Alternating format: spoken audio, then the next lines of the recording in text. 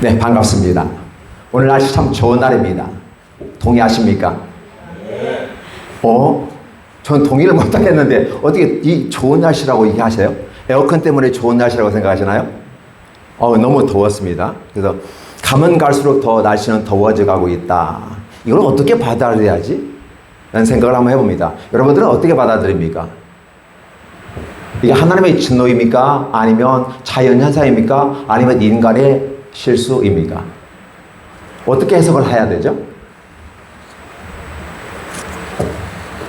목사님들은 이제 자연현상이라든지 어떤 사건이 일어나면 이 문제가 하나님으로부터 온 것인지 인간의 실수에 의해서 온 건지, 그렇죠? 아니면 무엇에 의한 건지를 해석을 해주는 이런 부분들이 좀 필요하지 않을까 하는 생각을 해봅니다. 하나님의 말씀은 과거의 말씀이고 과거의 말씀이 오늘 이 시대에 무슨 의미가 있지? 라는 생각을 한번 해보는 것이죠. 분명히 하나님 말씀이라고 했습니다. 그러면 그 말씀은 오늘 이 시대에도 동일하게 저와 여러분에게도 하나님의 말씀이 되어야 하지 않을까 생각해보는 거죠. 하나님은 저와 여러분에게 과연 이 말씀이 어떻게 다가올까? 왜 많은 사람이 성경을 읽는데 골동품처럼 여기고 하나의 고전에 나와 있는 동화책 같은 느낌을 받을까? 그 말쟁이, 말꾼들, 그죠? 이렇게 언변술사들이 말하는 것처럼 말만 뻔지르게 하는 건 아닌가? 이런 생각을 한번 해보는 것이죠. 그래서 오늘 저와 여러분들이 하나님의 말씀을 보면서 과연 우리가 하나님의 말씀을 그대로 받아들일 수 있을까? 나는 목사로서 하나님의 말씀을 받을 수 있을까? 나는 성도로서 하나님의 말씀을 받을 수 있을까? 이런 생각해 보는 거죠. 하나님 분명히 우리에게 말씀을 주셨다고 그랬습니다. 모세가 모세 오경을 신명기라는 이름으로 적과 꿀이 있는 땅에 들어가기 앞서서 리마인드 해 주었습니다. 그러면 이 사건은 과거의 사건인데 그 조상들, 우리의 선조들에게 한 말씀인데 그 말씀이 곧 우리에게 했다는 말을 하면서 지금 이 말씀은 과거의 선조들에게 한 것이 아니라 지금 있는 너희와에게 말을 하는 거다라고 하면서 리마인드 시켜주고 있어요. 동의하시죠? 그래서 신명기라는 이름을 갖는 거죠. 그래서 신명기를 저는 이렇게 해석을 해봐요. 새롭게 밝은 명창, 그래서 기록한 거다. 이게 새롭게 하나님 말씀을 읽어서 우리에게 어떻게 적용이 되는지를, 그래서 과거의 모습이 아니라 현재의 모습이고 이 현재의 모습은 미래의 모습이다. 즉 연대기적으로 보면 과거와 현재와 미래가 하나님의 손 안에 있다는 것이고 오늘 저와 여러분들이 이 현장에 있는 이 자체도 이미 과거의 모습 속에서 오늘 현재에 있는 것이고 미래까지 연결된다는 것입니다. 오늘 예배는 예배로서 끝나버리고 문을 나가는 순간 다 잊어버리는 것이 우리들의 상례인 것처럼 느껴지지만 그러나 전파된 하나님의 말씀은 반드시 이루어지고 미래에 실현된다는 말을 우리는 생각해 보는 겁니다. 예배당을 박차고 나가면서 모든 건 한 귀로 들어왔다가 옆으로 빠져나가 버리는 그런 스타일의 하나님 말씀이 아니라 하나님 말씀이 과연 우리에게 어떻게 들려질까? 과연 하나님 말씀이 하나님 말씀으로 여겨지는가? 우리에게 한번 질문을 해보는 거죠. 오늘 본문에 주인공이 나옵니다. 누굴까요? 요시아이죠. 여러분은 잘 알고 계실 것입니다. 요시아를 개인적으로 보면 한 300년 전에 태어나지도 않을 사람을 이름을 거목하면서 요시아가 나타나서 하나님의 마음을 시원하게 해줄 거다라고 예언을 해놓고서 실제 요시아가 탄생하고 이 요시아의 삶을 통해서 하나님은 우리에게 보여주는 건 있는 거죠. 300년 전부터 예언되어지고 실현된 이 모습, 저는 그렇게 예언되고 온 모습이 아니어서 우리 어머니 아버지가 사랑해서 낳다 보니까 이게 예언되어서 온 것도 아닌 것 같은데 요시아는 그렇게 왔다는 사실이죠. 달리 말하면 요시아는 보통 사람은 아니다. 아니면 또 누군가를 표현하는 모습은 아닌가? 이런 생각을 해보는 거죠. 이 요시아는 결국은 앞으로 오실 메시아를 설명하기 위해서 300년 전부터 예언되어지고 준비된 사람이 올 것이야. 그런데 그 메시아는 이 땅에 와서, 즉 요시아는 와서 메시아의 기능을 감당할 건데 앞으로 오실 신약의, 즉 미래 사건을 바라보면서 구약의 모습으로 보여주는 것은 아닌가. 따라서 오늘 이 요시아는 칭찬받는 사람에게 속해 있는 것이고 요시아의 아버지와 할아버지, 즉 아몬과 므낫세는 칭찬받지 못하는 자, 저주를 쌓는 자의 길에 서게 되는 것이죠. 하나님 백성들은, 달리 말하면 선민들은 하나님의 복을 받고 태어난 사람들입니다. 따라서 저와 여러분들이 선민은 어떤 사람이다? 여호와의 말씀을 받은 사람들. 사실 그것보다도 더 중요한 게 있죠. 뭐죠? 우리는 유태인의 피를 받았어 라고 하는 거죠. 하나님이 선민을 선정해 주시고 저와 여러분에게, 특별히 유태인들에게 내가 너희를 끄집어냈어. 어디에서? 출애굽기에부터. 사실 역사는 아담부터 시작해서 내려오지만 아브라함으로 시작해서 이삭의 모습으로 끝나잖아요. 그렇죠? 그리고 야곱으로 이해하고, 이 야곱이 애굽에 들어갔다 나오는 사건이 창세기에서 기록되고 있습니다. 근데 그 모습 가운데 야곱은 어떻게 했다? 자기 12아들들 데리고 애굽에 들어갔다가 나오면서 새로운 경험을 하게 되라는 것입니다. 분명히 약속을 따라간 사람, 복음을 따라간 사람, 그럼에도 불구하고 하나님은 새로운 출발을 허락하시는데, 바로 430년 동안 애굽에서 노예 생활을 하다가 하나님이 끄집어내는 사건, 출애굽 사건을 통해서 새롭게 시작합니다. 그러니까 선민이라는 단어가 언제부터 시작됐죠? 출애굽 때부터 시작했고 지금 이 순간까지 이루어졌다. 그래서 출애굽할 때 어떠한 역사가 있었죠? 중요한 것은 유월절이라고 하는 행사가 있습니다. 이스라엘에게는 3대 절기가 있죠. 첫 번째 유월절, 그렇죠? 그 다음에 초실절, 맥추절이죠. 세 번째 초막절, 수장절이 있습니다. 그래서 1년에 3대 절기를 남자는 다 지켜야만 한다는 역사적 사명을 갖고 태어났어요. 그러니까 이 예배를 참석하는 것은 우리가 하나님의 백성이라는 사실을 입증하는 하나의 모습이죠. 특별히 유월절은 대단히 중요합니다. 유월절이 얼마만큼 중요하냐면 이단 사이비들은 유월절을 강조하면서 부활절을 강조하지 않아요. 구약만을 강조하고 신약을 강조하지 않아요. 사실 구약의 유월절, 출애굽 사건이라는 사건을 의미를 제대로 알면 부활절까지 열매를 맺어야 되는데 거기까지 가지 아니하고 유월절을 지켜야 된다라고 하는 거죠. 유월절을 지키지 않으면 구원받지 못한다라고 말합니다. 어떤 면에서는 맞는 말이죠. 그러나 실제적인 부분에서는 이 유월절은 부활절과 함께 연관되어졌을 때 진짜 열매가 맺어지는 건데 유월절 자체로서는 의미가 없죠. 왜 유월절 자체는 의미가 없을까요? 어린 양의 피를 문설주에 발라서 그 피를 본 자는 죽음의 신이 넘어가 버렸던 거죠. 그러면 이 사건은 단순한 하나의 이벤트 사건이었을까요? 아니라는 사실을 저와 여러분은 알고 있죠. 바로 이 피라고 하는 개념은 앞으로 오실 메시아, 어린 양 되신 그분께서 십자가에 못 박혀 죽으시고 살아나서 오늘 저와 여러분이 하나님과의 관계 속에서 재설정을 하게 되더라는 사실이죠. 그게 선민입니다. 이 선민의 모습 가운데서 우리가 하나님의 아들과 딸이 된 거죠.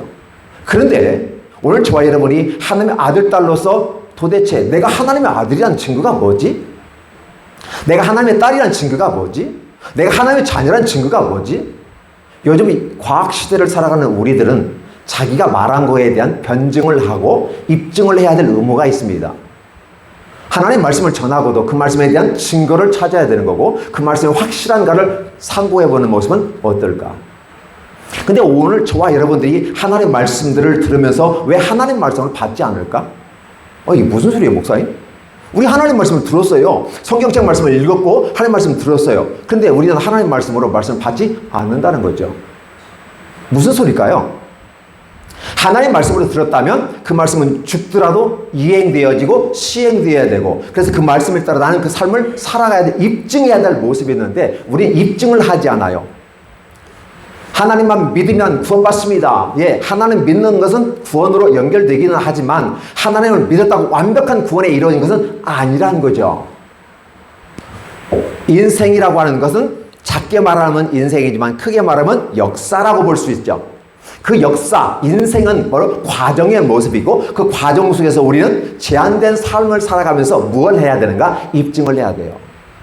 기독교인들이 오늘 저와 여러분들에게 욕을 얻어먹는 모습으로 보여지고 목사로서 심히 불편합니다. 내가 목사라고 명함을 내면 다 피해가 버려요. 도망가 버려요. 그래서 목사라고 안 하고 저 사회복지사입니다라고 하면 또 이게 다 모여드는 모습을 봐요.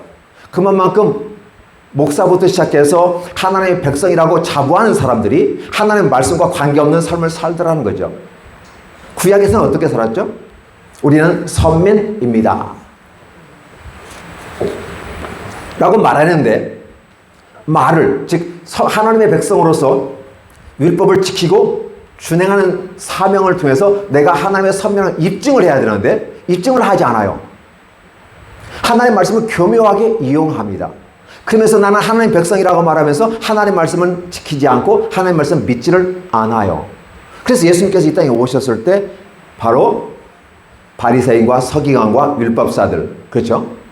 그들에게 질타를 하면서 그들과 전쟁을 선포하는 걸 볼 수 있어요. 그러면 저와 여러분들에게 지금 오늘 제목이 뭐였습니까? 축복을 받는 자라는 거고 저주를 쌓는 자라는 부분이에요. 그렇죠? 축복을 받는 자는 누가 축복을 받아야 되나요? 그래도 쉽게 말해서 하나님 말씀이 그러라라고 하면 그렇고 아니라라고 하면 아니라고 그대로 받아들여야 되는데 우리는 그 말씀 받아들이지 않는다는 거죠. 그럼 받아들이면 돼요. 오늘 본문에 요시아는 할아버지 므낫세가 55년에 통치했죠. 아버지가 2년을 통치해서 57년의 모습 가운데서 그 증조 할아버지 히스기야가 종교개혁을 통해서 토대를 만든 새로운 영적인 뜻방을 쌓아놨는데 그 57년의 과정 속에서 그 아들 손자가 완전히 싸그리 뭉개버린 것입니다. 마치 이번에 홍수가 나서 제방이 무너져서 마을을 덮쳐서 싹 쓸어버리는 것처럼 쓸어버리는 거죠. 영적인 대홍수가 일어나게 되는 것이고, 그래서 이스라엘이라고 한 나라는 벌써 없어져 버렸고 북이스라엘은 없어졌잖아요. 남유다만 렘넌트, 남은 자라고 하는 부분 속에서 있었는데 그 남유다마저도 57년의 과정 속에서 싸그리 뭉개뜨려 본 것입니다. 근데 재미있는 것은 북이스라엘은 그러려니 시작합니다. 시작부터 여로보암이 시작해서 3대 정책을 통해서 악한 길로 걸어갔다는 사실은 분명한 사실이 되면 시작부터 잘못됐고 끝도 잘못된 것이 북이스라엘이에요. 그래서 가장 북이스라엘의 위대한 왕이 있었죠. 어떤 위대한 왕일까요? 오므리 왕가의 아합 왕들. 그 아합 왕이 하나님 보실 때 가장 극악한 모습으로 표현됐고 결국은 그로 말미암아 수없이 개혁을 시도했지만 결국은 그들은 멸망했다. 그들은 멸망했다는 거예요. 그런데 문제는 뭐냐면 렘넌트라고 하는 남아있는 남유다는 어떨까요? 남유다만큼은 희망이 있어야 하지 않을까요? 열지파가 그랬다고 해서 주변의 사람들이 그랬다고 해서 우리는 숫자도 작은데 따라가야 될까요? 그런데 따라가고 있더라는 사실이죠. 자기 정체성이 분명하고 내가 하나님의 아들과 딸이라는 정체성이 분명하다는 개념은 하나님 말씀을 지키고 그 말씀을 읽고 준행하는 삶이었기 때문에 내가 흔들리지 않아야 되는데 주변에 열지파가 그랬어요. 이웃에서 시리아가 그랬어요. 바벨론이 그랬어요. 애굽이 그랬어요. 우리도 왕을 세워주세요. 이런 모습 속에서 흔들리고 있더라는 사실이죠. 우리가 하나님의 백성은 하나님의 백성의 정체성이 필요한 거죠. 이 시대를 살아가면서도 헷갈리는 게 있어요. 목사로도 헷갈리는 게 있더라고요. 과연 나는 하나님 말씀을 전파하면서 너는 이 말씀이 하나님 말씀으로 믿어지니? 저한테 질문을 합니다. 그러면 그 말씀을 따라 너는 준행할 수 있겠어? 라고 얘기하는 거죠. 왜냐하면 요시아 같은 경우는 하나님 말씀을 그대로 준행합니다. 거기 있는 산당 제사장들을 다 헐어버리고 제사장을 죽여버리고 해골을 대단 위에서 불사르고 예루살렘으로 돌아왔더라. 엄청난 거대한 역사를 지금 외형적인 부분 속에서 다 해버린 거예요. 솔로몬이 정략 결혼을 통해서 외교 정책을 쓰고 산당들을 자국 내에 배치하였고 1000명이 되는 그 수많은 여인들을 위로하기 위해서 종교를 인정하게 되는 것이죠. 그래서 세운 산당들이 부지기수예요. 한번 세워진 것은 허물기가 어렵죠. 그래서 사실은 아사도 어렵고 여호사밧도 히스기야조차도 산당을 완벽하게 헐어보지는 못했어요. 근데 요시아는 완벽하게 다 싹 쓸어버렸습니다. 어떻게 쓸었습니까? 남유다뿐만 아니라 북이스라엘까지 올라갔어요.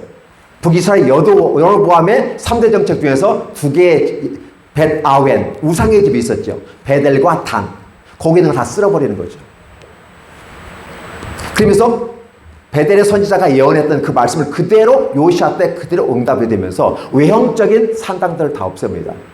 바알, 아세라, 1월 성신, 몰렉신, 하나님이 가정이 여기는 것들, 가증한 신들, 잡신들이라고 그러죠. detestable gods, detestable sins, 그런 것들에 대해서 요시아가 다 쓸어버렸는데 요시아는 하나님의 사람이라는 사실을 입증을 하잖아요. 뭘로 입증을 할까? 그가 입증하는 것은 하나님의 말씀을 들었어요. hil기야라는 대제사장이 어떻게 보면 57년 만에 쌓였던 먼지를 툭툭툭 털어버리고 성경책을 갖고 왔어요. 그건 율법서라고도 말하고 제사장 문헌이라고 말하는데 어떤 서신이든 관계없어요. 중요한 것은 여호와의 말씀이 기록되어 있고 요시아가 이 말씀을 듣고 회개를 하는 것입니다. 비싼 로브, 왕복을 찢어버렸어요. 양복도 조금 비싼 건 아니지만 그래도 좀 찢으려면 아깝죠. 하나밖에 없는 양복인데 찢기 그렇잖아요. 물론 왕이니까 왕복이 많으니까 찢었다? 그 개념은 아니죠. 하나님 말씀을 듣다. 이게 50여 년간 먼지 쌓였던 이 성경을 툴툴툴 털어버리고 와서 서기관이 읽어주니까 그 말씀을 듣는 순간에 무릎을 꿇어버렸어요. 그리고 회개하기 시작했어요. 그러한 것을 입증하기 위해서 자기 자신은 옷을 찢어버렸습니다. 그리하고 자기의 관원들 있죠. 관원들을 모아놓고 하나님의 말씀을 듣게 했고 우리가 어찌할 것인가를 물어봤죠. 내가 가는 대신 너희들이 내 대신 가서 훌다 여선지자에 있으니 가서 묵으러 와라. 하나님은 이 사건에 대해서 어떻게 여기냐면 훌다 선지가 이렇게 얘기죠. 너를 보내는 왕에게 가서 말을 하기를 네가 내 말을 들었고 그 말씀을 준행하고 그래서 네가 내 말을 들었기 때문에 나도 네 말을 들어줄 거야 라고 하면서 축복을 하는 거죠. 요시아 왕에게는 축복을 주시지만 이스라엘 백성과 그 지역에 이 땅에서는 재앙을 내린다는 말씀으로 함께 하는 거죠. 똑같은 한 나라의 왕과 백성이 있으면 복을 받으면 같이 받고 저주 받으면 같이 받아야 하지 않을까요? 근데 왜 요시아는 축복을 받고 그 땅과 남유다 땅과 그 백성들에는 저주가 내렸을까? 재앙이라는 말을 디제스터스가 하는데 그게 바로 뭐예요? 나라가 멸망한다. 남유다가 멸망한다는 사실입니다. 여러분 기억해 주세요. 남유다 백성에게 가장 큰 소망이 뭘까요? 예루살렘 성, 약속의 성이잖아요. 하나님께서 저 예루살렘, 그 하늘에 있는 예루살렘 성을 본따서 만들었다 할 정도로 그런 신성시하는 예루살렘 성, 그렇죠? 그 도시 시티잖아요. 그리고 예루살렘 성전이 있어요. 하나님이 얼마나 열받았으면 이 예루살렘을 부셔버릴 것이고 성전마저 부셔버릴 거다라는 사실이죠. 그러니까 예루살렘 성에 있는 하나님을 보지 못하고 외형적인 예루살렘을 바라보았고 성전을 바라보면서 그 성전의 주인이신 하나님을 바라보지 아니하고 성전 건물에만 치장했다는 사실이죠. 그렇죠? 이러한 모습 가운데서 있었기 때문에 이러한 모든 모습을 요시아가 다 싹 쓸어버렸다는 사실이에요. 외향적인 부분이 다 쓸어버린 겁니다. 그리고 목상, 아세라 목상을 다 태워버렸고 석상은 부셔버리는 것이고 그렇죠? 기본적으로 철로 만든 것 같으면 어떻게 될까요? 불 가운데 진하게 가져가다 녹여버려서 없애버리는 거고 이런 외향적인 걸 다 했어요. 그런데 더 중요한 거 있죠. 여기서 끝났더라면 아마 여호사밧이나 히스기야처럼 개혁이 중도에 하차가 된 것을 수 있어요. 근데 요시아는 그 뒷부분까지 같이 해 나갑니다. 어떻게 시작할까요? 드라빔이라는 건 아시죠? 이 드라빔이라는 사건은 야곱 시대에 다시 올라갑니다. 야곱의 아내 둘 있는데 그 중에 두 번째 아내 라헬이 아버지로부터 나올 때 드라빔을 숨겨왔어요. 그 드라빔이 뭔가 했을 때 영어로 표현하니까 household gods, 개인 가정을 지키고 있는 수호신 정도, 잡신적인 개념이 있어요. 그러면 그들은 이 라헬이 드라빔을 갖고 온 것은 아버지의 축복권과 그 신으로부터 축복권과 경제권이 보장된다는 의미에서 드라빔을 가지고 왔다는 것이죠. 그러니까 이 고대에서부터 있었던 일이 지금까지 있었다는 사실입니다. 만약에 이스라엘 사람들이 하나님의 백성이고 출애굽일 때 나와서 언약을 맺었고 도장을 땅땅 찍었어요. 그럼 약속을 하고 언약을 맺었으면, 즉 계약을 했으면 계약이 준행해야 하지 않을까요? 계약이 준행되지 않았다는 것입니다. 출애굽 때 나왔던 유월절을 지켜본 경험이 없어요. 사이사이에 개혁 왕들이 있었을 때 유월절을 지킨 경우가 있지만 완벽하게 이번처럼 성대하게 지킨 적이 없어요. 그러니까 출애굽 때 지킨 유월절을 지금 요시아 때 유월절을 지키고 있다고 성경은 표현하고 있어요. 그러면 그 와중에 모든 것은 어떤 존재였어요? 의미가 없었다라는 사실이죠. 저와 여러분 속에서 축복받기를 원합니다. 부흥성회하고 불로 해서 도대체 불로 강력하게 원해서 엘리야가 하늘에서 불 끌어내서 그 주변에 있는 나무를 다 태워버리고 그래서 하나님의 존재감을 나타냈는데 그게 무슨 응답이죠?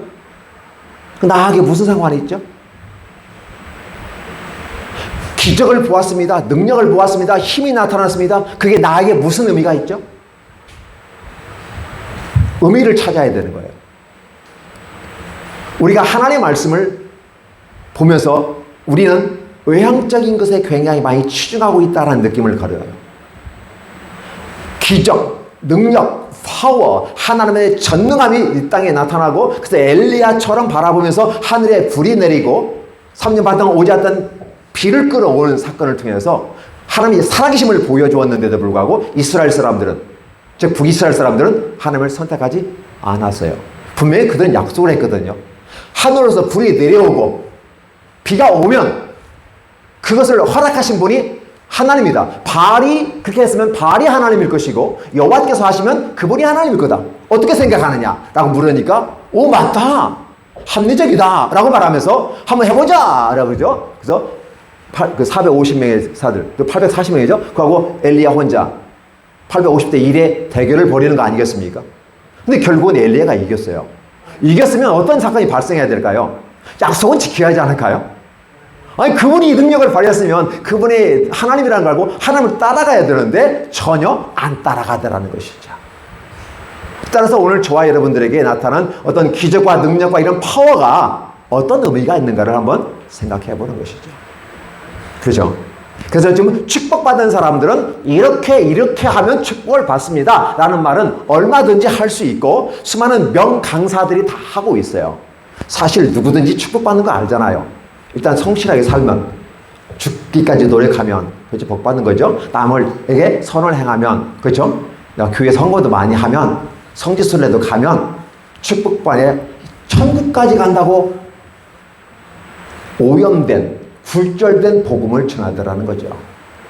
우리는 복 받는 것은 당연한 거 아니겠습니까? 내가 하나님의 아들이고, 내가 하나님의 딸이니까 당연히 복을 받는 거예요. 그런데 그 과정 속에서 내가 하나님의 아들로서 입증하는 어떤 행동들이 뒤따라주지 않은 상태에서 복을 기다리면 복이 올까요? 안 올까요? 올까요? 안 올까요? 복이 올 수가 없죠. 왜냐하면 복이라는 개념은 복의 주체 대신 하나님이 우리에게 주시는 것이거든요. 나는 기도할 뿐이고 나는 노력할 뿐이고 나는 수고할 뿐이고 나는 착한 일 할 뿐이고예요.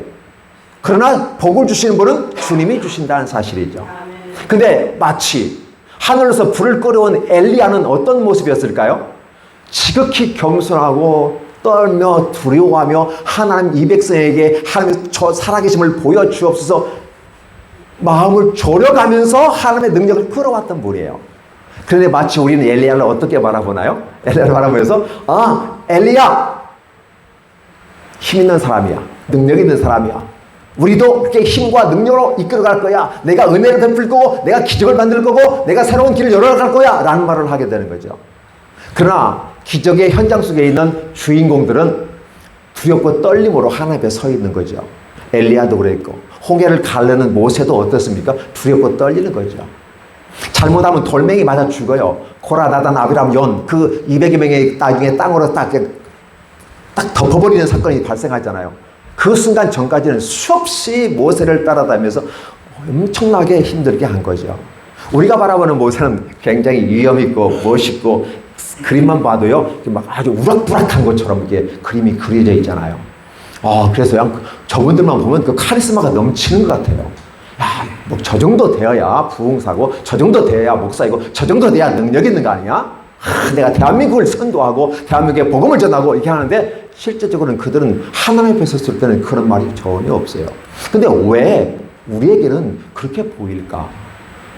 왜 우리에게는 엘리야가 때로 어쩌면 교만스러울 정도로 그 모습으로 우리에게 보일까? 그러니까 엘리야를 우리는 어떻게 돼요? 엘리야의 두렵고 떨림으로 하나님 앞에 서서 이 얘기하는 그 현상을 바라보지 못하고 외형에 보이는 그 모습을 바라보면서 우리는 따라가고 있어요. 그러면서 왜 복이 안 오냐고 물어요. 왜 내 기도 응답이 안 되냐고 묻는 겁니다. 그럼 뭐라고 대답해야 되죠? 당연한 거야. 당연한 거야 라고 얘기해 줘야 되는 거죠. 그럼 진짜 복을 받으면 어떻게 해야 되는 거죠? 하나님의 말씀 그대로.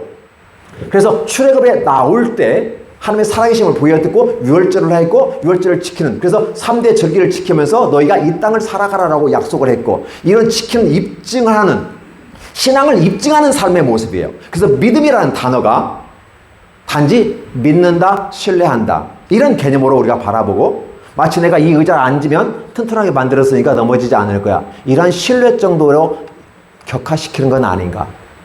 하나님이 우리에게 주신 믿음은 피스토스라는 말을 쓰는데, 그게 어떤 의미냐면 바로 신실함이 동반되었을 때 믿음이 함께 나타나는 거죠.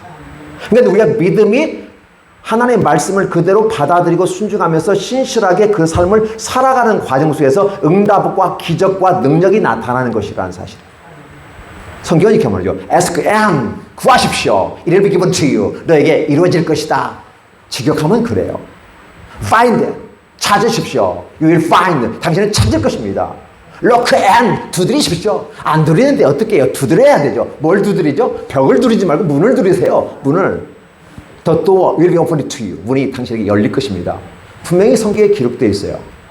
근데 문제는 뭐냐면, 찾는 것은 우리 몫이고 요청하는 건 우리 몫이고 두드리는 건 우리 몫이지만 주시는 건 하나님 몫이라는 사실입니다. 하나님께서 저와 여러분에게 하나님의 복을 주신 그것은 우리는 기도할 뿐이고 나는 우리 착한 일을 했을 뿐이라는 거예요. 그래서 나는 내가 마땅히 해야 될 것 했을 뿐입니다라는 겸손함이 우리에게 있어야만이 비로소 하나님의 복이 임하는 것 아닌가. 요시아는 8살에 왕이 됐어요. 근데 참 재미있는 게, 시대의 흐름 속에서 요시아 주변의 사람들이 어떠한 사람인가. 시대의 흐름 속에서 히스기야 때 개혁을 했던, 함께 성공했던, 같이 동행했던 사람들이 히스기야가 죽으면서 므낫세와 아몬이 득세하게 되고, 그때 히스기야 때 떨궈진 사람들이 다시 득세를 하면서 악한 행위를 하는 거죠. 바알과 아세라, 이롤 성신들, 몰렉신을 섬기면서 악한 짓을 다 하죠. 그렇죠? 그리고 그들이 사라지면서 히스기야 때 함께 했던 그 영적인 흐름의 사람들이 다시 주도권을 잡아서 요시아를 돕는 거죠. 하나님의 놀라운 축복이 이렇게 준비가 되더라는 거죠. 저는 이런 생각을 해보는 거예요. 하나님, 제가 큰 교회를 못하고 큰 부흥사가 못되고 뭐 능력 있는 모습이 엘리야처럼 못되고 엘리야는 그 시대 한 번으로 끝나야지. 엘리야가 계속 나오면 돼야 안 돼요? 안 되잖아요. 모세가 계속 나오면 돼야 안 돼요? 안 되잖아요. 근데 우리는 모세가 되기를 원하고 엘리야가 되기를 원하면서 마치 모세가 했던 것을 내가 반복해서 하면서 또한 엘리야가 능력을 받았던 것처럼 나도 그렇게 하기를 원하는 거죠. 근데 사실은 엘리야나 모세나 유명한 하나님의 사람들은 그렇지 않았다라는 사실이죠. 하나님 앞에 너무나도 겸손하게 두렵고 떨림으로 항상 그 앞에 겸비해서 있었기 때문에 하나님은 그때의 응답을 줄 수가 있었다. 요시아 같은 경우 하나님 말씀을 듣고 그 말씀을 따라서 어떻게 한다? 산당을 제해버리라. 협력하는 자들과 함께 산당을 제해버리고 다 가루로 만들어버리고, 그래서 이제는 어디까지 개혁을 하느냐 했을 때 각 가정의 전통을 따라 내려왔던, 사실 개인적인 것은 누가 뭐라고 못해요. 그러나 개인적인 것까지, 이 드라빔까지도 다 잡신, 무당에 가서 점을 보는 것, 재미있게 보는 것 있잖아요. 그죠? 점도, 컴퓨터 점도 있고 다 하잖아요. 그런 그 자체가 어떻게 된다? 요즘엔 재미로, 게임으로, 유의적인 걸로 감당하지만 사실은 그게 그렇지 않다고 주님은 얘기하는 것이죠. 신접한 자, 무당과 함께 있는 자, 드라빔 같은 더럽고 추악한 것들, 이러한 것들에 대해 이제 세부적인까지도 그 가정에 있는 그 부분까지도 다 개혁을 했다고 표현하고 있는 거죠. 진정으로 우리에게 오실 메시아는 어떤 메시아였을까? 바로 요시아가 그렇게 한 것처럼 우리의 메시아 예수 그리스도께서는 개혁을 하는데 겉만 개혁하고 겉만 어떻게, 그래서 눈에 보이는 가시적인 것만 하는 게 아니라 바로 미시적인 차원에서 우리 심령에 있는 것까지 다 부셔버리더라는 거죠. 그래서 우리의 개혁을, 그래서 우리가 진정으로 복을 받는 것은 무엇일까를 생각해 보면, 그럼 우리들의 마음의 생각들을, 우리 빌립보서에 이 말했죠. 너희의 마음에 하나님의 소원을 두고 행하신다. 그렇죠. 그러면 하나님의 소원을 두고 행하시는데 사실은 우리의 마음이 있잖아요. 마음은 어딘가요? 우리의 생각의 좌수 아니겠습니까? 결국은 우리 보이지 않지만 우리의 생각 속에 이미 하나님이 계시더라는 거죠. 근데 그 속에 우리는 뭘 담가 두고 있을까요? 하나님의 소원을 따라 움직이고 우리에게 주신 보안을 찾아내는 것. 그 부활이라고 하는 개념은 뭐예요? 하나님과 그의 보내신 자 예수 그리스도를 찾아 나가는 것, 이것이 바로 뭡니까? 능력이라는 거죠. 그래서 첫 번째 우리에게 하나님께서 숨겨진 보화는 바로 그 보화입니다.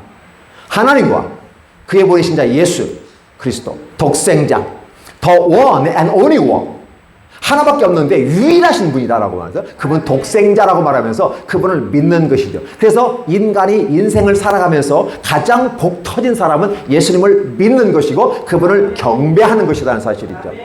두 번째 복 받은 것은 어떤 걸까요? 하나님께서 에덴 동산에서 아담과 하와를 쫓아낼 때 아담에게 한 말씀이 있죠. 무슨 말인가요? 한 말이 그 말이에요. 바로 이마에 땀을 흘려서 먹고 살아라. 이마에 땀을 흘려서요. 이마에 땀을 흘린다는 말은 단순히 노동한다는 개념을 넘어서서 뭘까요? 경제권을 잡고 가라. 그럼 이 시대의 경제를 잡고 가려면 어떨까요? 직업을 가져야 하지 않을까요? 그 직업을 통해서 경제를 활성화시키고, 그렇죠? 경제를 부흥시켜서 내 아내와 내 자식들을 먹여 살리는 이러한 모습이 복이 아닐까요? 축복이 아닐까요? 수고하고 노력해서 얻는, 그래서 국방력을 강화시키고 경제력을 강화시키고 외교력을 강화시켜서 오늘 저와 여러분에게 안녕을 보장할 수 있는 것, 멋있는 거 아닌가요? 근데 돈 벌면 뭐해요? 돈 벌면 뭐해요? 같이 먹어줄 사람이 없는데. 연세 들어서 나이 든 분들이 가장 외로운 게 뭐냐면, 돈이 없는 것도 외로움이지만 돈이 있는데 같이 나랑 밥 먹어줄 사람이 없다는 거예요. 심각하잖아요. 진정한 복이 뭐냐? 돈이 많아서 문제가 아니라 나하고 밥을 같이 먹어줄 사람. 그러니까 이게 뭐 비싼 밥, 비싼 거 아니어도 그냥 물에 밥 말아서 김치, 그 고추에서 돼지장 고작해서 시골스름의 무엇을 먹더라도 같이 먹어줄 사람이 있는 게 행복한 거니까. 이런 부분이 필요한 거죠. 같이 밥을 먹어줄 사람. 그게 누구예요? 작게 말하면 아내가 되는 거고 남편이 되는 거 아니겠습니까? 그리고 함께 있는 자녀들이 되는 것이고, 좀 확대해보면 친구들이 있는 거죠. 그럼 이런 것들이 사실 우리에게 보배가 아닌가? 도대체 하나님께서 우리에게 주시는 복은 무엇일까? 하나님 복 주옵소서, 축복하여 주옵소서. 도대체 그 복이 어떤 복이 와야 내가 복 받았다고 말하는가?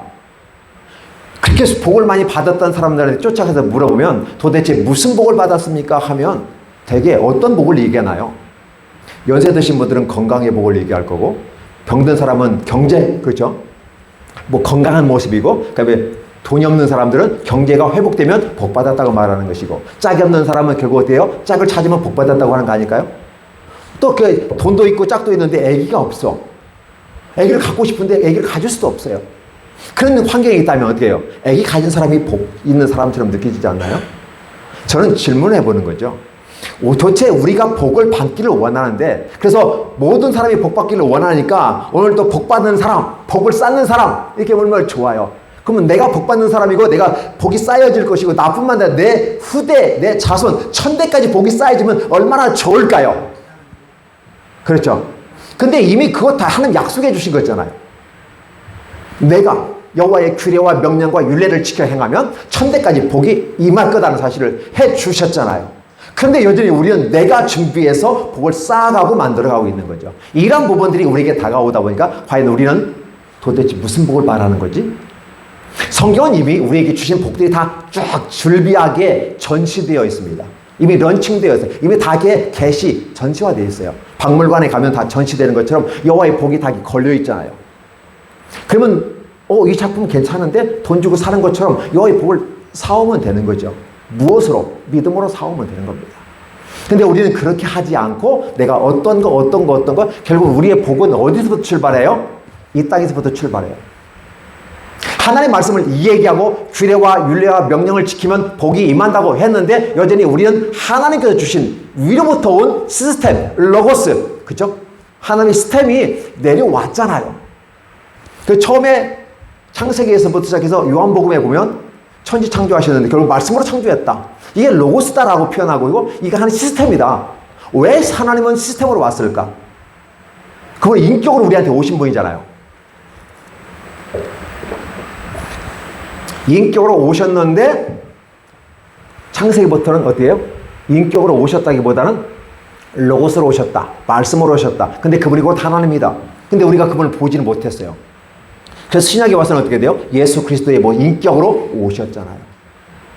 그러면 결국은 과거나 현재나 미래의 사건 속에서 하나님은 지속적으로 움직이는 거고, 출애굽 때 얻어졌던 그 놀라운 축복들, 유월절 지켰던 이 모든 것들을 지켜나가면 그대로 이게 복이 될 거다라는 사실을 알려주면서 요시아 때 완벽하게 회복하는 그 모습으로 가면서 마지막 메시아 오시기 직전에 최고의 개혁왕으로 서 있는 것이죠. 그러니까 요시아가 복받은 사람인 건 분명하다는 사실이죠. 누구도 부인할 수 없죠. 근데 요시아가 뭘 잘했다라는 개념보다는 요시아는 하나님의 말씀을 듣고 회개했다. 여러분, 요시아가 왜 하나님 말씀을 듣고 회개하는 그 모습이 무엇이냐라고 하면 위에 선배가 있어요.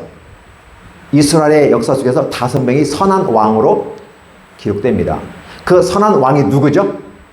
다윗이 선한 왕이 돼요. 나단 선지자가 다윗에게 우리아의 아내를 처하고 그를 죽인 사건에 대해서 딱 지적하는 순간에 다윗은 그 자리에서 무릎을 꿇어버리고 내가 죄인입니다. 무릎을 꿇었어요. 그러니까 2차조차 변명하지 않았어요. 누구는 변명했죠? 누가 변명했어요? 에덴 동산에서 처음부터 변명했잖아요. 하나님께서 만든 저 여자가 내게 해줄 거. 그죠? 하나님께서 만든 저 뱀이 내게 그랬고, 핑계하기 바빴어요. 자기는 잘못 없는데, 제가 그랬어요. 나는 아무 잘못 없어요. 자기 주제가 파악이 안 돼요. 자기 인식이 안 된 거예요.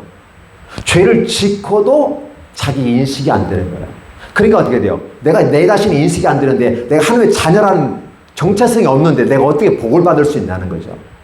그래서 우리가 진정한 복을 받는 방법은 뭐냐 했을 때 자기 인식을 하는 거죠. 요즘 상담계에서 많이 뜨는 말들이 자기 인식하라, 자기를 객관화시켜서 얘기해봐라라는 거죠. 자기 중심적으로 생각하지 말라는 거예요. 그래서 이렇게 나갔을 때 그러면 그거를 뭐라고 그래요? 교회에서는 믿음의 정체성을 가지고 너 자신을 통제하라, 컨트롤하라. 조절과 통제를 통해서 너 자신을 이끌어가고 주도해가라. 프로이드 같은 이 말을 하잖아요.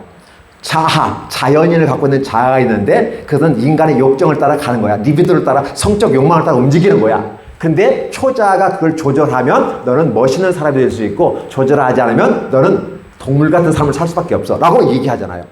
근데 그게 어디서 나온 거예요? 성경에서 온 거예요.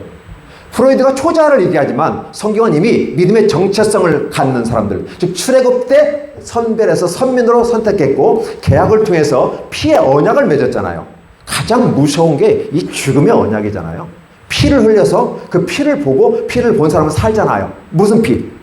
어린 양의 피, 곧 예수 그리스도의 피라는 사실을 우리는 알고 있죠. 과거의 사건이지만 미래 사건과 함께 연관성을 갖고 있는 거죠. 우리는 과거, 현재, 미래도 나누지만 하나님은 과거, 현재, 미래가 아니라 과거도 현재이고 현재도 현재이고 미래도 현재예요. 그래서 시간을 우리가 바라보면 시간이 연대적인 시간이 있고 카이로스적인 시간이 있어요.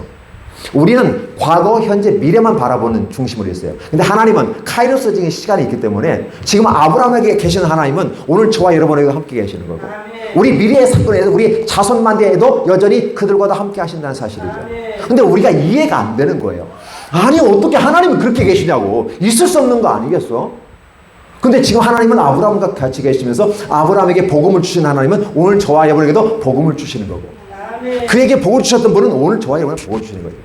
그럼 요시아가 이렇게 하는 것은 뭐다? 바로 하나님의 말씀을 들었을 때 바로 회개하면서 옷을 찢으면서 말씀을 들었고, 그 자기 말씀만, 분명히 성경 말씀은 기록되어 있어. 사반이 읽어줬잖아요. 그러면 이 지각이 있는 사람이기 때문에 뭐가 뭔지 알아. 신명기 읽어보면 뭐죠? 하나님을 잘 섬기면 복이 임하고 안 섬기면 저주가 임할 거다. 핵심적인 두 가지잖아요. 누구나 알 수 있는 거예요. 아주 쉽게 만드는 거거든요. 요시아가 그 말 듣고 울기 시작한 겁니다.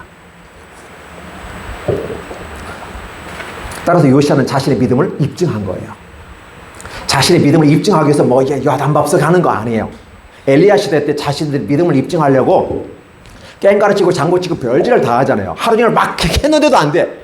엘리야가 조롱인 말로 너의 신이 잠자는 거 아니니? 좀 깨워봐 좀 그냥 숫자도 많으면서 뭐 하니? 이렇게 하는 거죠. 하다 안 되니까 뭐 하죠? 막 칼로 자기를 막 긋잖아요. 피를 막 내고 그래도 응답이 없었다는 거죠. 이런 모습을 이렇게 우리 자신을 표현하려고 하다 보니까 응답이 없는 거죠. 근데 엘리야는 어떻게 돼요?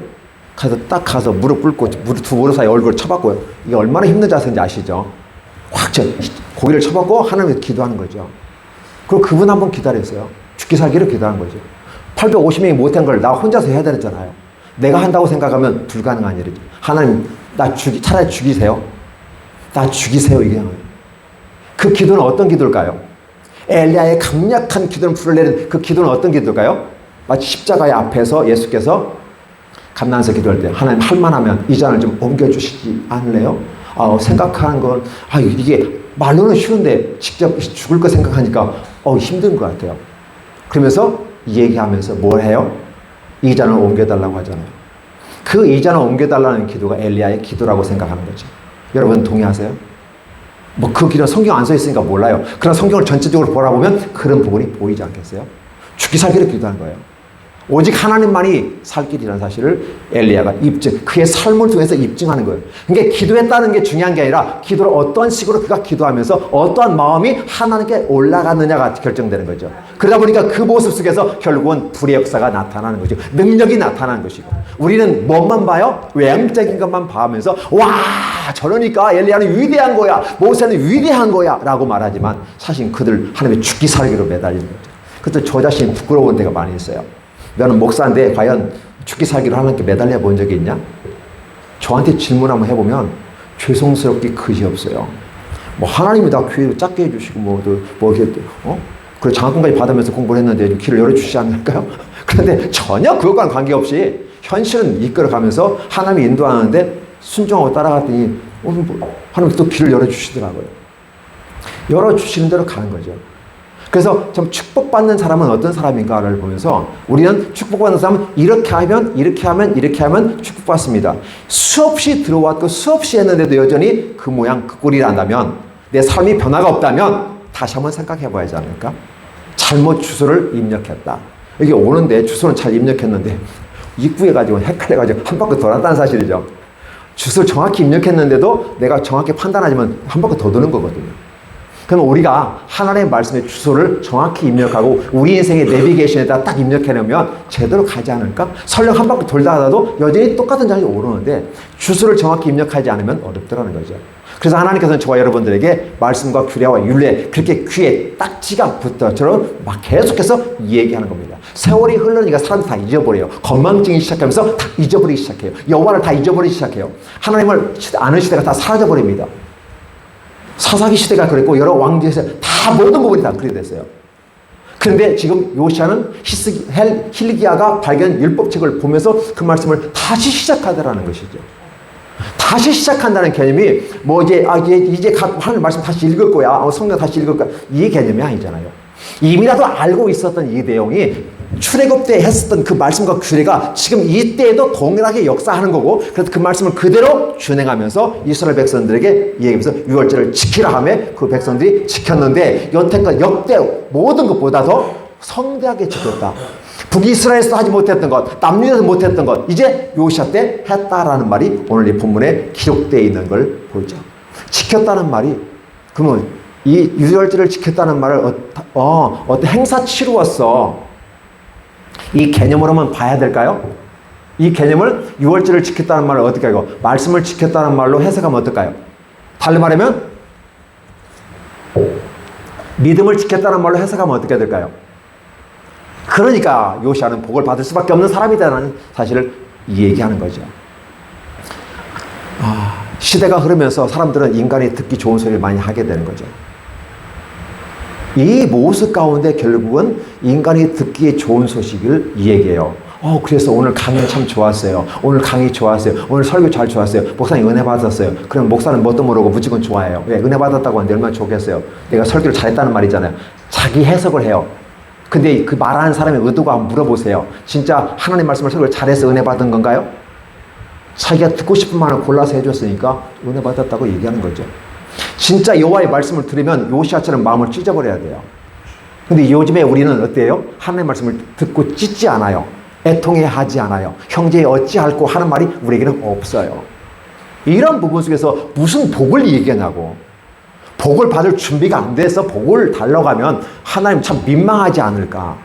예수님께서 봤을 때 막 이렇게 달려오잖아요. 그러면 하나님 민망히 여기셨다. 하나님 부끄럽다. 하나님 보셔도 주님이 보실 때도 부끄럽게 여기는 거예요. 그럼에도 불구하고 주님은 사랑이 많으시니까 치료도 해주시고 그런 멋있는 모습을 보여줬는데 진짜 부끄럽지 않을까?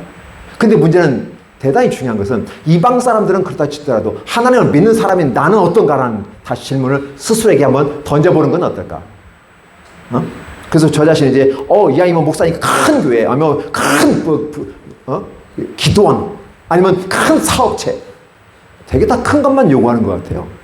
하나님이 작은 사람이라도, 작은 목자라도, 이자만이라도 남기는 사람이 되면 좋지 않을까요? 하나님 그 일이라도 성실하게 감당할 수 있도록 도와주시되, 하나님 편에서 하나님의 마음에 합한 자가 되면 좀 좋겠습니다. 이런 기도를 드리는 사람은 거의 없어요. 그냥 우리 집 잘 되게 해주시고 우리 아들 딸 대학 잘 가게 하시고 실장가 잘 가게 하시고 미래가 팡팡 열리고 경제가 쫙 열려가지고 하나님 영광을 위해서 이렇게 열심히 일했는데 하나님이 내 이름도 내주시 어디가 바벨론으로 가고 있잖아요. 대를 쌓고 우리 이름을 넣고 높이 돼서 그렇죠? 다양하게 해석할 수 있는 요소가 있지만 결국은 자기 이름을 내더라는 거죠. 이러한 사람들에게 복은 요원한 것이죠. 그러면 거꾸로 얘기하면 복 있는 사람들은 겸손하게 여호와께 쓰는 모습은 어떨까? 그런데 재미있는 건 뭐냐면 그 요샤의 아버지와 그 아버지 아몬과 므낫세는 어땠냐는 거죠. 그러면 그들은 어때요? 전혀 다른 모습으로 가더라는 거죠. 제가 여러분들에게 한 가지 여기서 짚고 넘어가겠습니다. 여러분들은 착한 사람은 복을 받고 악한 사람은 저주받는다. 동이 서에서 먼 것처럼 멀리 구별이 다 되잖아요. 이런 설교를 우리는 많이 하였고 또 그렇게 했어요. 왜? 도덕적인 설교, 윤리적인 설교를 했어요. 근데 선과 악이 같이 있으면 어떻게 되죠? 어떤 게 선이고 어떤 게 악인지 우리는 디테일 악매라고 해서 잘 모르잖아요. 그러면 우리는 지금 성경을 보면서 하나님께서 이 성경에서 저와 여러분에게 얘기하는 건 뭐냐면 이방 사람들은 그렇게 했어. 그래서 이방 사람이 바알과 아세라와 몰렉을 섬기고 이럴 성신을 섬겼어. 그건 이해를 해. 왜? 쟤네들은 그게 희망이니까. 왜? 수많은 별들이 나에게 복을 준다고 생각하니까 너무 좋잖아. 이게 걔네들은 그걸 섬기는 당연한 거야. 하나님이 그를 선택하지 않았고 약속을 주지 않았으니까. 그러니까 어떻게 돼요? 지푸라기도 잡는 심정으로 하지 않겠어? 걔네들은 괜찮아. 근데 문제는 너희가 왜 걔네들을 따라가니? 너희가 왜 걔네들을 따라서 그들을 모방하면서 그대로 가니? 라고 묻는 거죠. 그것은 종교야. 걔들은, 이방인들은 하나님으로부터 쫓겨난 이후로 불안한 삶에 살았기 때문에 어쩔 수 없이 큰 바위, 큰 바다, 큰 나무, 멋있는 것 만들어 놓고 그게 복을 준다고 생각했고 그 앞에 신나게 떠들러. 원 없이 떠들어. 그래서 내가 최면이 걸릴 정도로 이 정도 되면 주지 않겠어? 라고 자기 만족에 의해서 기도 응답이 되었다고 생각하고 내려오더라는 거죠. 근데 너희는 아니야. 너희는 작은 목소리로 해야 돼. 저는 예수님을 보면서 어떤 걸 느끼냐면 그분은 목소리 큰 소리 내지 않았다고 그랬어요. 그때 당시 마이크가 없으니까 마이크 쓸 필요가 없겠죠. 예수님은 자분자분 말씀을 하신 것처럼 저는 느껴져요. 근데 문제는 자분자분 말씀하셨는데 이 자분자분 말씀하신 이 역사 속에서 기적이 나타나고 능력이 나타나고 뒤집어진 역사가 나타나죠. 와, 대단해. 키도 작고 별 보려고 흠모할 만한 것도 없는데 어떻게 그의 능력이 있을까? 그게는 하나님의 권위, 오소리리가 있었고요. 파워가 있었고, 그렇죠? 얼마이티 전능함이 있었고. 근데 그거는 외형적인 부분에서 멋있지 않았어요. 근데 그분이 하나님의 아들 독생자이기 때문에 힘이 있었는 거죠. 근데 우리는 약하고 부족한 것을 쳐다보지 않고 강력한 것만 바라보면서 복을 받. 그러니까 어떻게 보면 X손으로 이제 엇갈려가는 느낌을 안 받는다. 그런 생각을 해보는 것이죠. 그래서 성경에서는 저와 여러분들에게 뭘 얘기하냐면 바로 하나님으로부터 내려온 로고스 시스템, 말씀과 규례와 율례. 이걸 따라가면 신앙으로 내가 인정해 줄게. 그런데 솔로몬도 그렇게 살아가다가 결국은 솔로몬이 1000명의 여인들과 함께 다른 나라의 모든 종교를 섭렵하면서 자기와 함께 있는 여인들이 너무 아내가 많으니까 남편 코빼기 쳐다보기도 어려워요. 그래서 한 번만 내가 할 때, 이거 제사할 때 한 번만 참석만 해주세요. 솔로몬을 가겠어요, 안 가겠어요? 가죠. 왜? 너무 많은 여자들이 내 아내인데 내가 내 손길이 안 닿았기 때문에 낮에라도 한번 가서 위로와 왜? 먼 타국에 와서 쉽사리 하는데 남편도 한번 얼굴 못 보고 이게 뭐 하냐고. 한 30분만 와가지고 이따 가시라고. 가지 않겠어요? 솔로몬이 어디에 빠지기 시작하냐면 이 신앙이라는 단계 속에서 종교로 내려오게 되는 겁니다.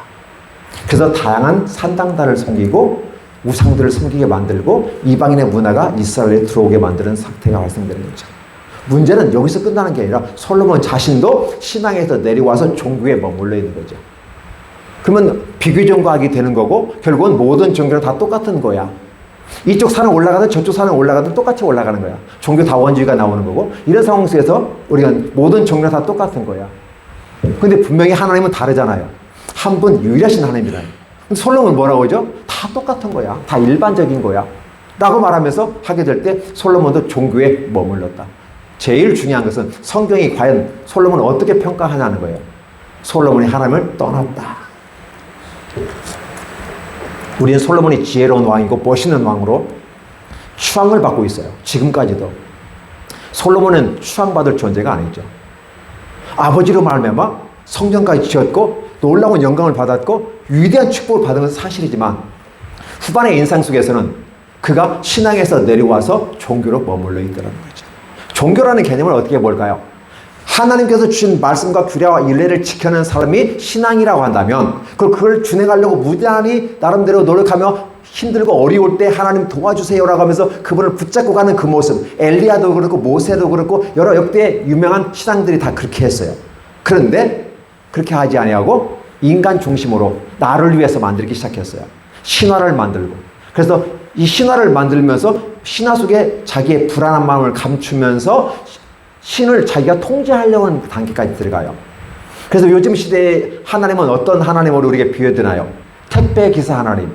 그래서 하나님께서 우리의 기도 응답하시면 축복하십니다. 응답하십니다. Ask and it will be given to you. 야, 내가 요청했어. 그러면 너한테 주어질 거야. 택배 기사가 몇 시 몇 분까지 도착할 거야. 하나님은 내 기도에 응답하실 거야. 이렇게까지 갑니다. 달리 말하면 하나님이 나의 택배 기사가 되어버리고 내 마음의 소원에 원하는 것을 이루기 위한 하나의 존재로 전락해버리는 거예요. 그게 종교잖아요. 종교가 무엇인가라는 말을 했을 때 로마 캐톨릭의 그 성전에 성 누구누구누구 해가지고 손가락이 잘린 게 하나 있어요. 이게 어떻게 보관되어 있대요.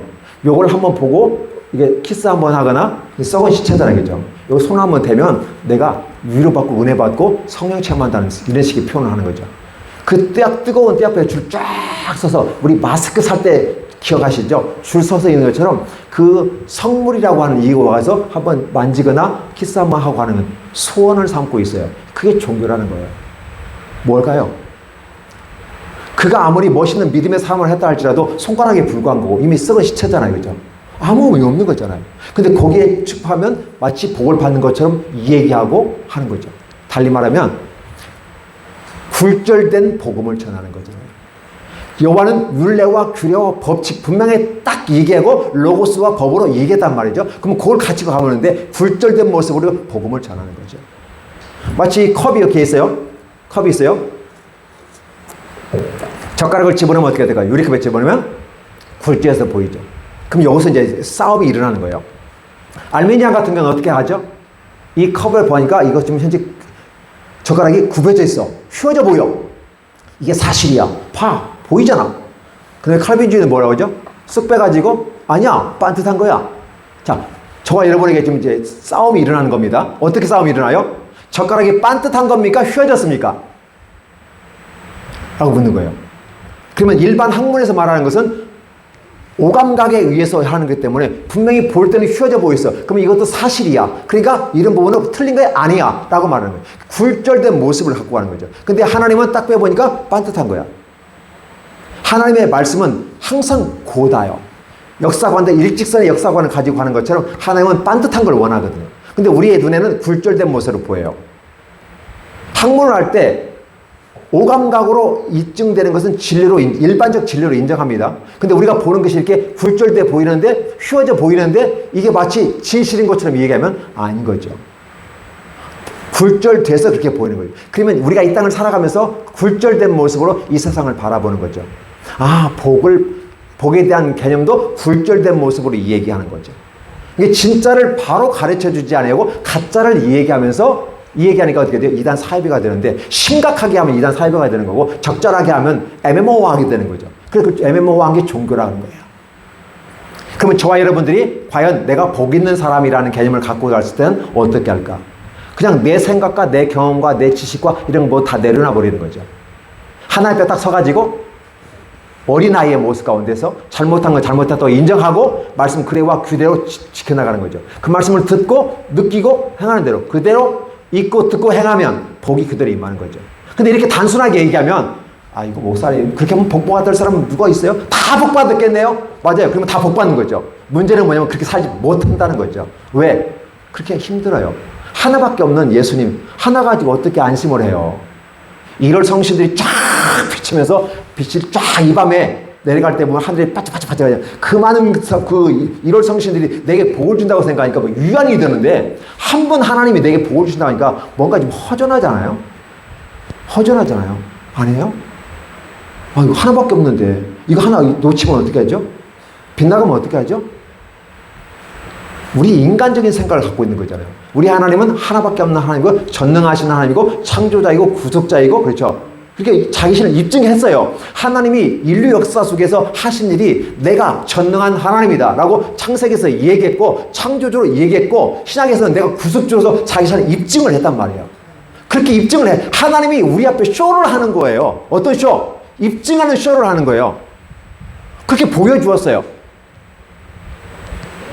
그런데 우리는 받을 수 없잖아요. 예수님도 그 말씀하시죠. 내가 여태서 모든 걸 내가 보여줬는데 아직도 의심하느냐? 라고 묻는 거잖아요. 같이 따라다니던 제자들조차도 의심하였다라는 표현을 쓰게 되는 거죠. 그러면 우리가 기본적으로 정리를 하게 되면 복 받는 사람은 어떤 사람이냐? 그냥 말 그대로 단순 무식하게 단순 무식하라면 또 질이 떨어지는 것처럼 느껴지는데 단순 무식한 게 아니죠. 하나님께서 말씀하시는 그대로 진행하고 단순하게 나가면 그 복이 됩니다. 근데 그게 우리가 원하는 수준이 아니니까 내가 원하는 그 기준치에 안 도달하니까 이걸 지워버려요. 치워버리고 하나님 잠깐만요. 하나님 잠깐만 저기 창고에 좀 들어가 계시다가 이쪽이다 나오세요. 내가 원하는 수준에 한 다음에 그때 나오세요.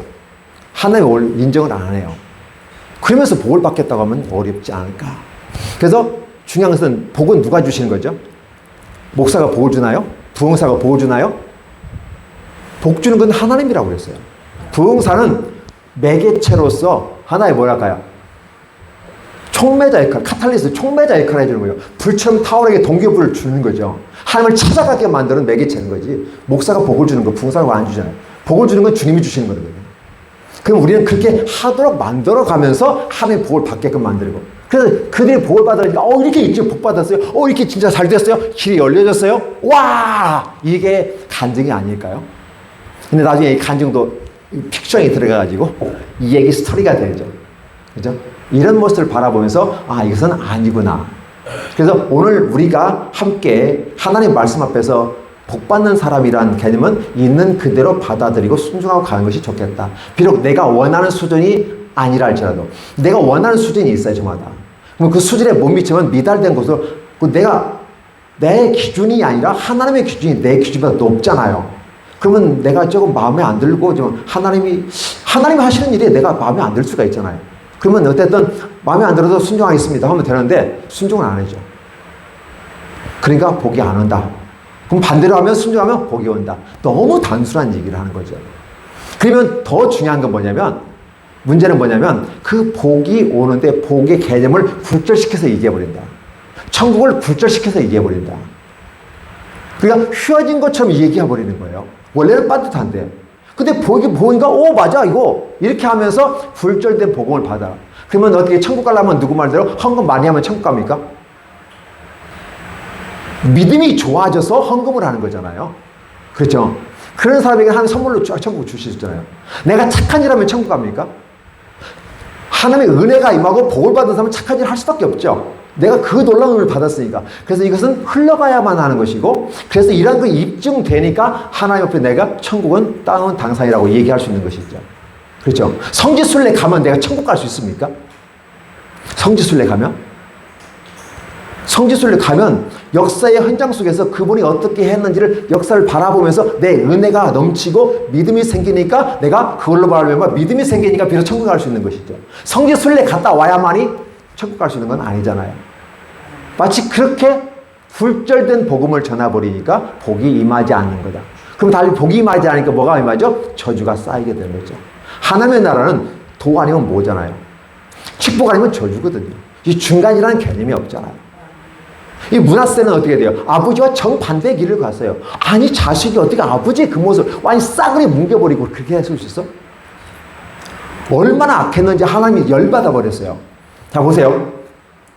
믿음의 모습을 가지고 요시아가 그렇게 멋있게 개혁하려고 완벽하게 했어요. 앞으로 오실 메시아가 그렇게 할 것처럼 얘기해 놨단 말이죠. 그런데도 요시아가 착하게 했으면요, 하나님 복을 주셔야 될 거 아니에요. 근데 하나님께서 이 말이죠. 므낫세가 악하게 행하였으므로.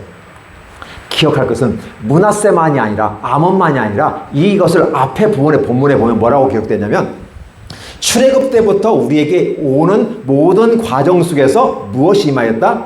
죄가 쌓였다. 우리는 개인적인 죄가 있고 인류의 죄가 있다는 사실을 구별을 해보셔야 됩니다. 한 사람은 한 사람은, 즉 히스기야는 멋있었죠. 므낫세는 악했죠. 그 아들 아무도 악했죠. 근데 그 손자 또 누구예요? 요시아 같은 건 아주 선한 왕이 됐단 말이죠. 요 모습 가운데 한번 우리가 좀 보자는 거죠. 이 모습 가운데 보이는 것은, 그러면 므낫세는, 아몬은 하나님이 몰라서 그랬을까요? 그는 종교에 빠져 있는 겁니다. 되게 북이스라엘의 모습을 바라보면, 자 한번 기억해 보세요. 여러분 성경을 쭉 읽어보면서 한번 덮어가 볼게요. 여기 앉아있는 분들은 성경을 읽으셨고 무슨 말하면 다 알아듣잖아요. 다윗이 멋있는 왕이라는 사실 인정하시죠? 솔로몬이 실수했어요. 솔로몬이 실수했죠. 뭘 실수했죠? 우상 숭배하고 산당들을 만들어놓고 하잖아요. 그래서 결론적으로 솔로몬 하나님 떠났다고 딱 판정돼요. 솔로몬 지옥 간 거잖아요. 그러다 보니까 하나님께서 솔로몬 때 나라를 쪼개버리려고 작정하셨는데 딱 보니까 다윗이 옆에서 있잖아요.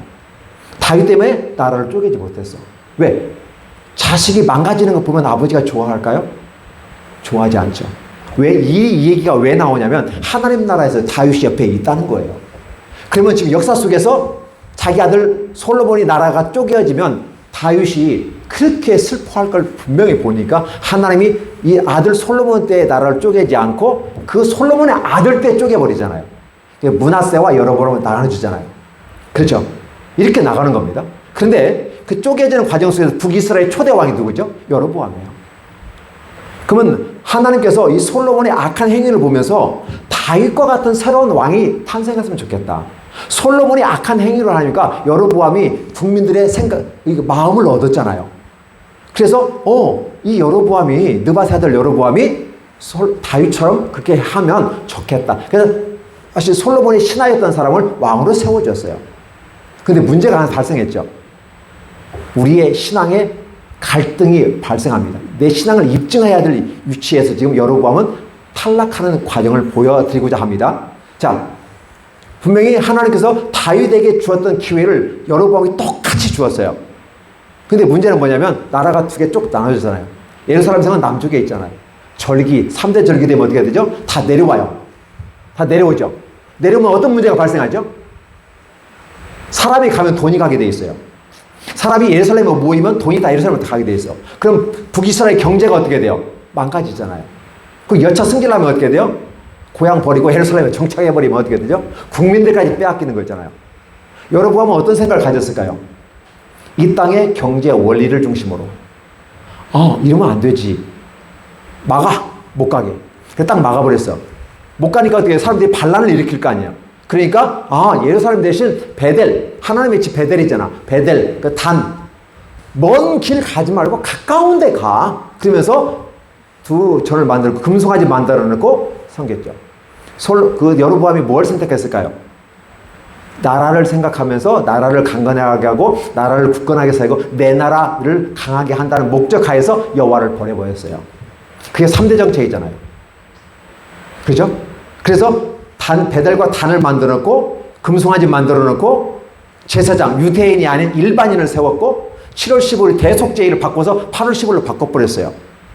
이게 여로보암의 3대 정책, 악한 정책을 핀 거죠. 무엇 때문에? 바로 나라를. 근데 그 나라 누가 주었어요? 하나님이 주신 거잖아요.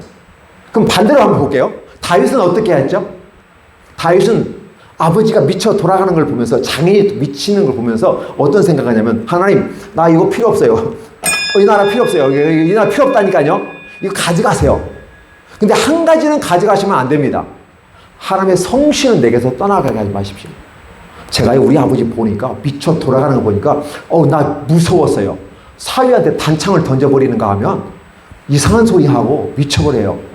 멋있는 찬양을 들을 때는 괜찮은데 찬양이 끝남과 동시에 갑자기 이상한 행동을 하고, 와, 하나님 떠나니까 그냥 인간이 아니에요. 이거 완전히. 하나님, 나 싫어요. 차라리 하나님, 이 나라, 이 통일국가 있잖아요. 하나님 주신 거 가져가세요. 다른 사람 주세요. 대신 하나님만 잘 섬길래요. 다윗은 이렇게 했어요. 근데 여로보암은 어떻게 됐죠? 반대로 해버렸다는 사실이죠. 이런 것들을 바라보는 거죠. 그러면 결국 다윗은 복받는 사람이고 여로보암은 저주를 쌓는 사람이다라고 생각해 보지 않을까요? 자, 그러면 오늘 제가 말씀을 마치겠습니다. 내가 축복받는다고 하는 개념을 다시 한번 우리가 생각해 보자는 것이죠. 좀 단순하게 여호와께서 그 로고스와 하나님 나라의 시스템으로 임하였기 때문에 율례와 법도와 규례를 출애굽하면서 유월절을 지키면서 우리에게 하셨던 그 약속을 그냥 믿고 나가보자. 하나님 말씀을 듣고 잘못한 게 있으면 회개하고 바로 하고 해보자. 내가 나이가 연세 드신 분들은 그 체면이라는 게 있잖아요. 그죠? 어린아이 앞에서 내가 미안하다 이 말을 하는 사람은 멋있는 사람이에요. 미안해. 근데 절대 미안하다는 말을 안 쳐. 어디 하면 올라가죠? 올라가면 올라갈수록 미안하다는 말을 안 해요. 근데 기독인은 미안하다는 말을 할 수 있어야 돼요. 자기를 돌이켜보고 할 수 있는 거죠. 그래서 자기를 돌이켜보고 자기 성찰하고 자기를 객관화하는 모습 가운데 하나님의 말씀을 앞에 보고 거울 앞에 서는 것처럼 바로 말씀 앞에서 읽고 내 영혼으로 이 말씀을 듣고 마음으로 듣고 그랬을 때 나를 돌아보면 복이 그대로 임하지 않을까. 근데 한 번 이렇게 했다고 해서 바로 복이 임은 아니죠. 입증하는 데는 시간이 걸리더라는 거죠. 믿음을 입증하는 데는 시간이 걸려. 복이 내게 오기까지는 시간이 걸리는 거죠. 근데 그 입증하는 시간이 인생이다. 당장 올 수도 있지만 내 자손에게 올 수도 있고 천대까지 가니까 결국은 내가 잘만 심어놓으면 나와 내 자손이 잘 먹고 잘 살 거다라는 거죠. 근데 이 땅에서 잘 사는 것도 중요하지만 하나님 나라까지. 그래서 사실 우리가 칭찬을 받는다는 개념은 믿지 않는 사람들에게서 이 생에서만 칭찬받는 데 목적이 있잖아요. 근데 우리는 칭찬받는다는 개념은 이 생에서도 칭찬받지만 저 하나님 나라에서도 칭찬받잖아요. 근데 우리 성공자들이죠. 더블로 받을 수 있는 거잖아요. 진정한 칭찬을 받는 사람은 누구인가를 하면 우리가 생각해보는 시간이 됐으면 좋겠고, 저주를 쌓는 사람들은 그 사람들이 아주 선천적으로 나빠고 아니면 성격이 괴팍해서 물론 그런 부분도 있죠. 결론적으로는 그렇게 보이니까. 그러나 그들에게는 악함이라는 개념이 어떻게 되냐? 종교에 빠진 게 악함이었어요. 그럼 여러분들은 이렇게 얘기할 겁니다. 종교가 뭐가 악해? 종교는 좋은 거 아니야? 그러나 종교는 하나님과 정반대에 서는 입장이에요. 선이 여기 있고 악이 여기 있어요. 그럼 다 구별해요. 근데 종교와 신앙이 딱 붙어 있으면, 선과 악이 붙어 있으면 구별이 돼야 한대요. 종교와 신앙은 구별이 안 됩니다. 종교의 틀 속에 신앙이 들어있는 것처럼 우리는 설명은 하지만 같이 있으면 구별이 안 돼요. 종교인이나 신앙인이나 거기서 거기 아니야? 라고 얘기하죠. 므낫세는 종교인이었어요. 솔로몬도 종교인이었어요. 그러면 우리는 신앙인으로 가야 될까요? 그래서 기독교인은 이제 시작하는 종교인인 거죠. 다른 종교와 비교해서 종교인이니까. 그럼 어떻게 우리는 신앙인이라는 개념은 기독교인을 넘어서서 비로소 그리스도인이라 칭할 때 그때 그리스도인 이 단계에 들어가는 거죠. 그러면 그 그리스도인 기독인들은 하나님 앞에 기도할 때 당연히 응답이 이루어지고 하나님 나라가 임하지 않을까 이런 생각을 해보게 되는 것이죠. 그래서 저와 여러분들께서 축복받는 자는 누구인가 기본적인 것은 이미 다 들었으니까 그래서 좀 한 단계 우리가 업그레이드 된 상황에서 축복받는 것은 여호와의 말씀을 준행하는 자가 복을 받는 거다. 단순하게 읽고 듣고 행하면 그 말씀에 나 삶을 비교해보면 복을 받는 거고, 그렇지 않고 이 신앙을 따라가지 아니하고 종교 생활에 머물러 있으면 우리는 저주를 받을 거다. 저주를 쌓는다. 마치 므낫세와 아몬처럼. 그러면 결국은 뭐냐면 하나님의 마지막 때는 요시야 그렇게 했는데도 불구하고 하나님이 역사의 현장 속에서 정리하는 순간이 있었죠. 그러니까 어떻게 해요? 네가 그렇게 했을지라도 남유다를 내가 버리겠다. 예루살렘도 버리겠고 성전도 버리겠다. 그러면 게임 끝난 거 아니겠어요? 결국 왕정제도가 무너져 버리는 거예요. 진정한 왕은 누구다? 여호와 하나님이다. 인간이 스스로 왕노릇하고 있을 그때는 결국은 재앙이 많았다. 근데 여호와께서 왕이 되시면 우리는 축복의 길로 걸어갈 수 있는 것이고, 그래서 그리고 신앙의 길로 가는 것이다. 근데 우리가 왕이 되고 우리 중심의 인간 문화를 만들어가면서 나온 이런 종교는 결국 우리가 복을 받을 것 같이 느껴지지만 복 받는 것이 아니라 우리를 망치는 그런 모습을 머물러 있다. 따라서 나는 어디로 탈출을 해야 되는가? 종교에서 탈출해서 신앙으로 가자. 달리 말하면 인간이 만든 어떤 전통과 문화 속에서 벗어나서 이제 하나님의 말씀을 중심으로 한 단계 점프잉 하는 그런 모습은 필요하지 않을까? 선택은 우리의 몫이지만 그렇게 선택을 한다면 하나님 반드시 복을 주실 줄 믿습니다. 네, 기도하겠습니다.